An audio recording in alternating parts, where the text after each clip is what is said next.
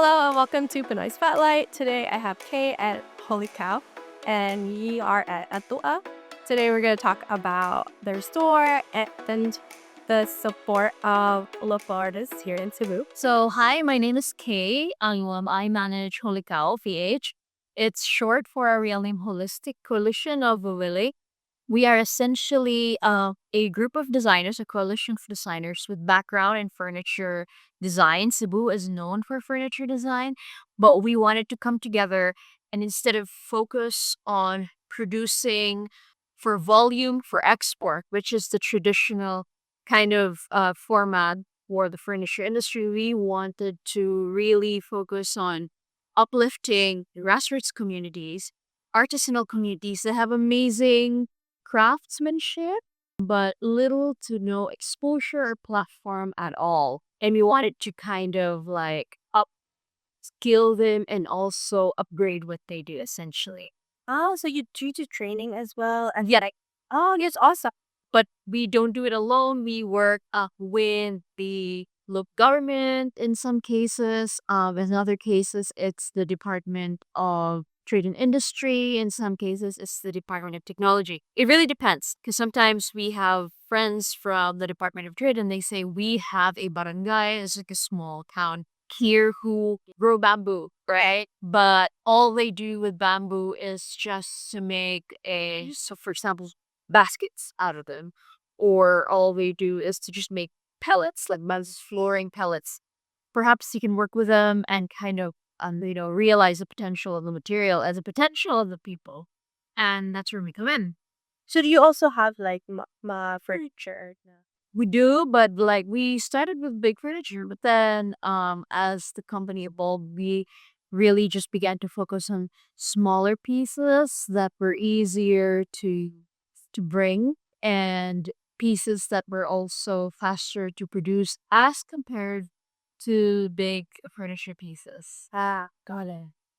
How did you get started? We actually just started because of their session. Yeah, as I mentioned, we were designers that with a background in furniture design.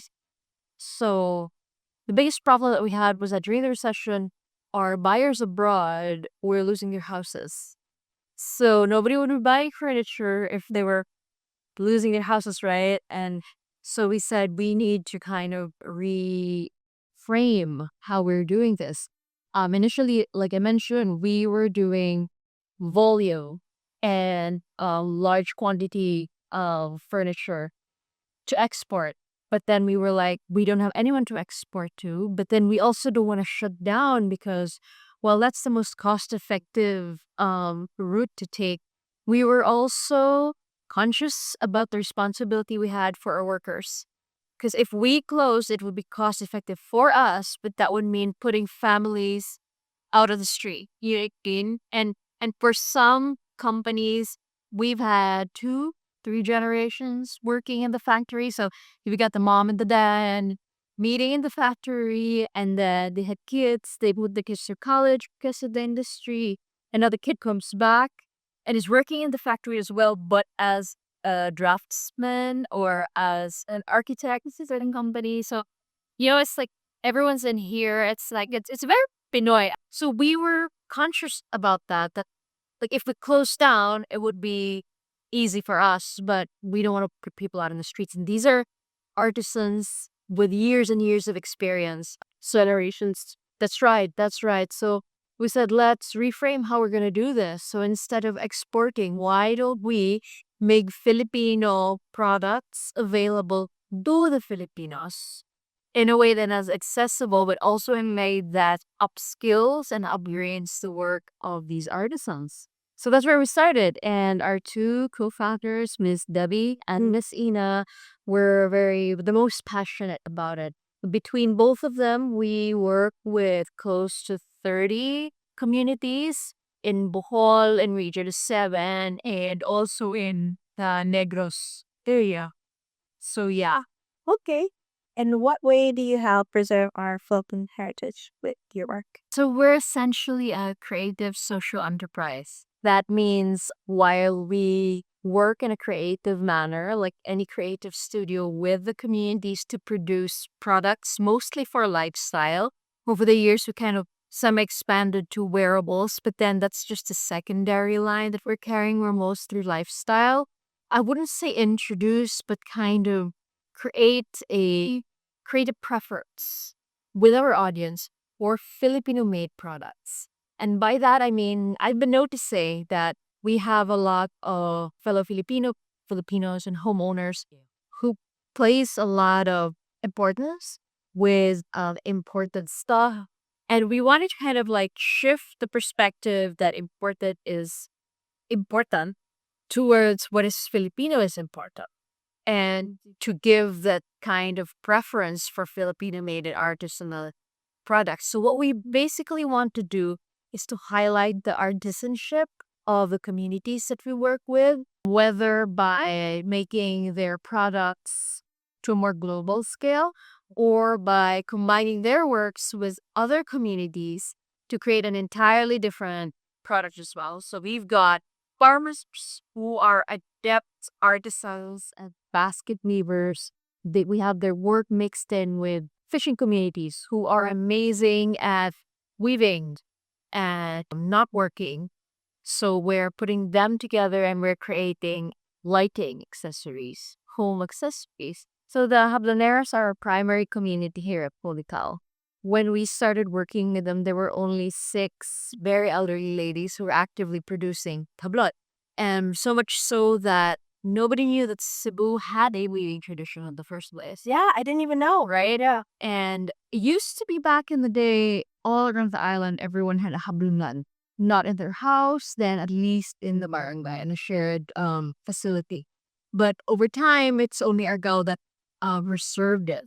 So when we went to work with them, because we wanted to really work with Cebuano, not really lean into who we are, because it wouldn't make sense if we worked with fabric from Locos or from the Moro South, because that's not where we're from. And there isn't that organic attachment to the crop. If we worked with something that was already Cebuano to be easily, right? So when we worked with them, there were only 6 manas, and so we said, this isn't very sustainable. It's worrying, actually. There's only 6 of them. If Simbako, one of them, is going to go, there isn't a documented method of preserving the weaving traditions. The patterns that they know are still on a very personal level. They haven't kind of archived it in any ways. We were worried about it. And then he sat down and he said, okay, so let's design this system. How can we create an enterprise that encourages people to have preference for these pieces? We need to, well, first and foremost, make it interesting. To make it interesting and make it relevant. And so we worked with the local university, and they had a very passionate education department that wanted to really kind of revive and service CUP, CTU, CCU, CTU Argao, yes. And then so we worked with the local government, and it was decided that the shared services facility for the Hablunan will be in a part of the property of the university. Okay. In that way, the group of habluneras, those rote weavers that would emerge from that program, could be overseen by the professors, the education department. We wanted fashionees overseeing the operations. Because there is a very bad tendency of some people trying to take advantage of artisans and just sort of make them feel guilty about, oh, I can buy this for cheaper in China, so and all that. And then there's such a thing as mauwaw and maikog. Capitalism, like just taking inspiration from like cultures. Ooh, and that's awful, yeah. Like selling H&M, like For sure. you know, like Yeah. mass producing it in a way that's like almost exploitive to And appropriative. Like you bring patterns of First Nation people in your cardigan, but those patterns don't actually mean anything because they're like hodgepodge. Yeah, and then it's also like if it is a sacred symbol and then placed in a t-shirt, like boy, that has happened. And so that's why we worked with them, and we said, okay, so first of all, let's try doing something that's organically Cebuano. And Argao, specifically, Cebu, specifically Argao, has a tradition of making towels. And our towels are closer to Turkish towels than the fluffy French terry that that you see, because of the material, which is cotton, and the way that it's woven. It's absorbent anyway, so you don't need it to be puffy. There's enough surface area for that. And back in the day, we had a tradition. I like calling it the tradition of care. So when a woman was engaged to be married, the women folk in her family would start as early as a couple of months before she was supposed to get married, would weave for her. The women folk in her family, her sisters, her cousins, her grandmother, mother, whatever, and they would weave for her several lengths of fabric. And they were supposed to be multi-purpose. So that when she moved in her new home with her husband, if she needed anything, she could just pull it out of the baul. Baul is like a kind of like a box that her women folk had made for her. So if she needed swaddling for her baby, she could pull one of those cloths out. It's multi-use. And if she was entertaining her mother-in-law or something like that, and she needed a mantel, she would get maybe the bigger pieces, throw it over her table. You know, she needed a division for her room and the living room. She could hang one up vertically. So basically, she would just pull any of the lengths of cloths that her women folk had made for her before her marriage, and use it. That's awesome. Right? That's so like it's also the sense of community, you know? absolutely, It's like so yes. lost now, just like tradition-wise. Like Exactly. And I learned about this from talking with the historians in the university and the Habloneras themselves, because they would say, oh, I remember my grandmother would be on the loom most of the year when my aunts were getting married. If you were going to get married at on December, the women would start weaving as early as October. Okay. Because it was also a matter of procuring the material. It's functional as a towel, but if you feel like you want to use it in another way, go right ahead. Because that's really like we wanted to kind of transmute that whole culture of care from way back when to now. So we have people coming in like, oh, I could get this from my mom as a travel shawl. But then the other one's like, but I want to use this as a towel. I'm like, perfect. But we played around with the colors. This is a sample of our very first design. This one here. Yeah. Oh, yeah. It looks very beach towel-y. We wanted to sort of have that idea that it's a beach towel. But as you can see, it's still very hablon as well. Yeah. And then from there, we began playing with the weave patterns. We began playing with, the design of it. And we've partnered with a lot of companies and entities who wanted us to do custom towels for their events or for their brand. Yeah. And we've done that. But we don't carry it in shop because we make every design we do with our collaborator exclusive to them. Okay. We want, apart from, bringing in traditions from the past, we also want to kind of bring forth that very personal touch. You know what I mean? That it's made for you and you can't buy it anywhere else because it's not machine made. Yeah. And it's really special. yes, exactly. We wanted to carry that over to a modern context. What you see here in the shop and stock are 3 house colors, I call them. And I feel that we chose them because we felt it would represent Cebu. The gray black palette is for the city, for obvious reasons. Yeah. The blue is for the dagat, the sea, the beach. Cebu's known for that.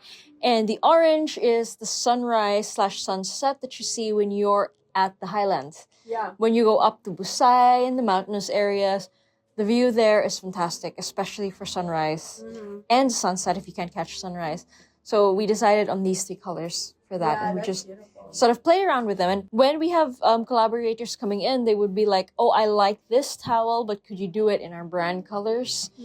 Our brand colors are, for example, purple and white. And then we'd be like, sure, of course.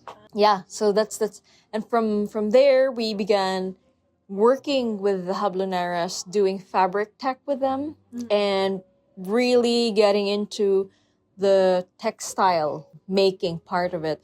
So we created a whole suite of lifestyle items, which includes table napkins and placemats, cocktail napkins, and then we had people saying, "Could you do a wearable version?" So now we have got shawls and scarves and tops as well. Yeah, but again, we also wanted to keep it very loose, keep it like if it's not hand loomed in Argao, then it's got to be sustainable. So as you can see, some of our wearables have got that flour sack look to them. We source them from the torta makers also in Argao. Because also Argao is known for torta. So we buy their used flour sacks, wash them out. Takes about 3 washings for it to be ready for use, and mix it with what we call retazos, or the excess fabric from our production of the towels and our lifestyle suite, and turn them into wearables, basically. Yeah, they're so great. And I love the chino. The Quilio, yeah.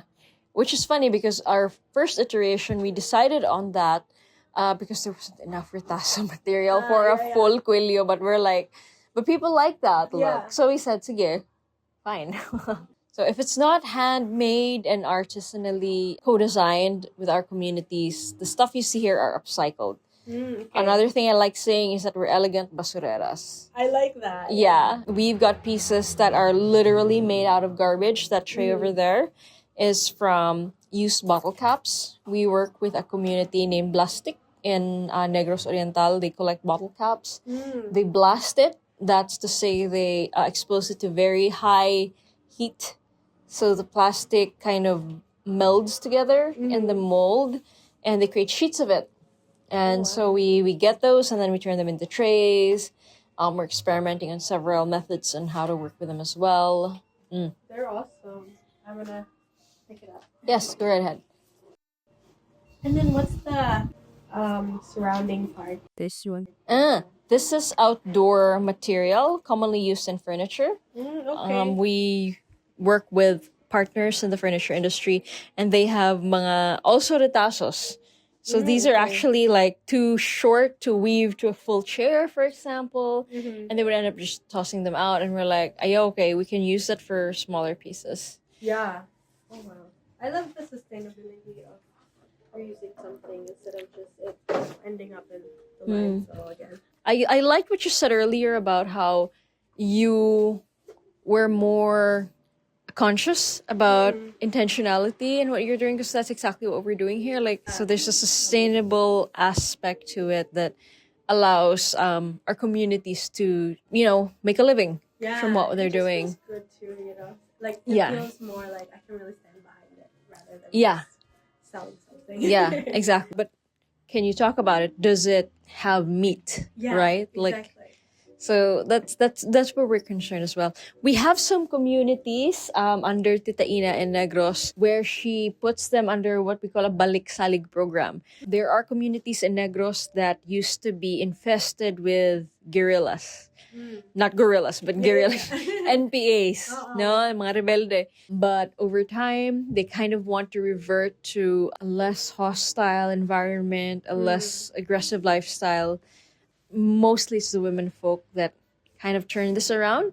So that program exists so that they have a livelihood aspect to which they can lean on when they stop banditry. Let's call it that. And so there, si Tita Ina works with, like for this one, she won an award for this. Oh, okay. That's from the Balik Salik program. That is made by communities that used to be involved in NPA activity, and then they sort of stopped. So now they're looking at more artisanal activities and reviving crafts that they have been doing all this time, but stopped for a bit. As a buyer, want to support something like that, something that has a story, and not just like, oh, it's just another cable mat. Really, the dedication and the passion, captured in it. Yeah. So But yeah, a lot of the stuff that you see in the shop evolved because of the very kind suggestions of the people who come here. We began carrying note cards because we had people coming in here who were gifting. And in the process of gifting, they would be like, do you have cards? We'd like to write a little something. And then we're like, Oh boy, we don't have that. But we could carry something for you. And that line The cards up here. Oh, I see. is the endemic birds of Cebu. The birds of Mount Lantoy. Mount Lantoy is the second highest peak in Cebu. It's located in Argao and Cebu. And then this set is the endemic fish of Cebu. Very conceptual, cerebral, graphic design piece by the artist designer Simaika. And it has a street art kind of aesthetic to it, but it's all Cebu elements. Okay. If I'm not mistaken, these are tagged Cebu elements in Wikipedia, in the Commons, Creative okay. Commons database. So she just kind of put them together and has a very kind of cool vibe to it. That's awesome. Right? You can clearly tell the Cebu Very Tanding. graphic, yeah. This set is sketches of the streets of Cebu. So this is typically what you'd see on the streets of Cebu anytime in the year. So you've got the Santo Niño procession over there. You've got a woman selling tuslubua. Oh, wow. You're familiar with I've tuslubua? never tried it, but I've heard of it. It's really meant to be eaten in with company, because it's a fun barkada sort of thing to eat. The guy beside her is they're buko sellers. In the summer, they're all around town saving people's lives because they're selling fresh, cold coconut. You've got the hablonera over there. Over there, you've got, it's not very clear, but over here, this guy. So he's, street corners in Cebu suddenly come alive at lunchtime. They become instant carinderias. Yes. And then after lunch, they pack up and go. And they're gone. That's lechon over there. You've got somebody enjoying the beach over there with her hablon shawl. This one is somebody making lukay in Palm Sunday. Yeah. They're all over the plaza during Holy Week. And it's a sight to see. And if you're nice, you can sit there and then they'll teach you how to do it. Oh, really? That's awesome. Yeah. I'd love to. This one is Old Town during Lunar New Year. And you see a lot of people practice. And of course, you've got the Santo Niño procession. Cebu is, it can't be Cebu without the Santo Niño procession. Yeah, exactly. And it's, I was so excited to see the banderitas. It's not like Christmas is enough for us. Yeah. Or New Year. Well, thank you so much.